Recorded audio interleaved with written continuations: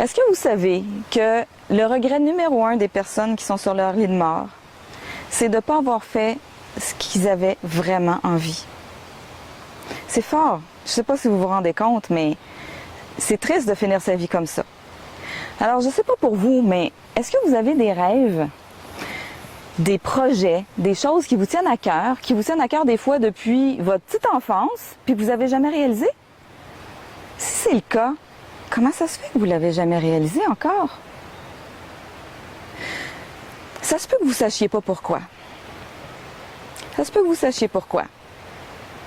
Mais, quelle que soit votre conscience de la raison pourquoi vous ne faites pas ce que vous avez vraiment envie de faire, moi, je suis à peu près certaine que c'est parce que vous avez des peurs qui vous en empêchent.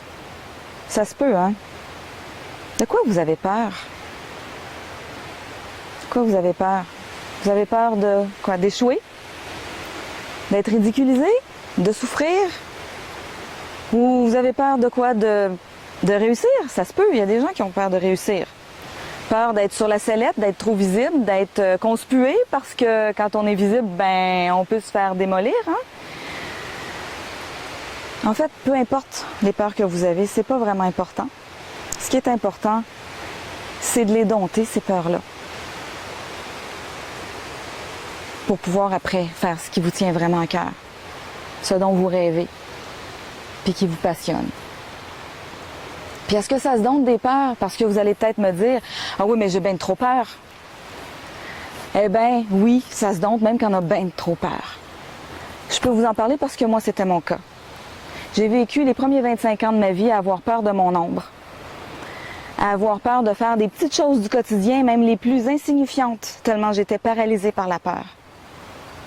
Puis aujourd'hui, je suis une personne qui fonce, qui réalise mes rêves, même des choses complètement folles.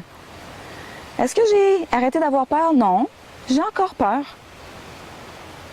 Mais j'ai moins peur. Puis mes peurs me font moins peur.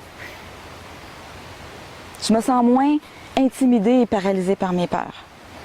Alors, si vous avez envie de réaliser vos rêves, si vous êtes fatigué d'être limité puis de jouer petit, ben, je vous propose un atelier pour devenir un dompteur de peurs professionnel. Parce que si moi j'ai réussi à dompter mes peurs, tout le monde est capable de dompter ses peurs.